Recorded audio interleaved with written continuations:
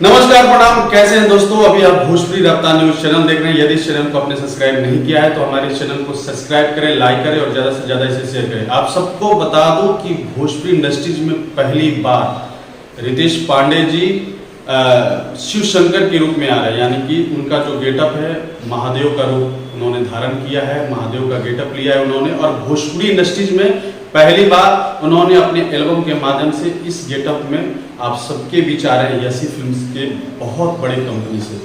और इस एल्बम के जो गीतकार हैं मंजी मित जी हैं, म्यूजिक डायरेक्टर छोटू रावत जी है और इसके जो वीडियो डायरेक्टर है रवि पंडित जी हैं। बहुत बड़े लोकेशन पे, और हमें लगता है कि भोजपुरी इंडस्ट्रीज में पहली बार ऐसे गेटअप के साथ रितेश पांडे जी आप सबके बीच आ रहे हैं। और इस एल्बम का जो क्रिएशन है बहुत ही अद्भुत है और पटना में इसकी शूटिंग कंप्लीट की गई है और बहुत बड़े लोकेशन पे और बहुत बड़े मंदिर, एकदम भौकाल बनाने वाला वीडियो आप सबके बीच आ रहा है। और आप सबको तैयार रहना है क्योंकि यसी फिल्म जैसे बड़े कंपनी से आ रहा है तो इट मीन्स कि कुछ अलग होगा, अलग इसमें तड़का होगा। और बहुत सारे कलाकार जैसे पवन सिंह खेसारी जी से लेकर बहुत सारे ऐसे कलाकार हैं जिन्होंने महादेव का गेटअप लिया है।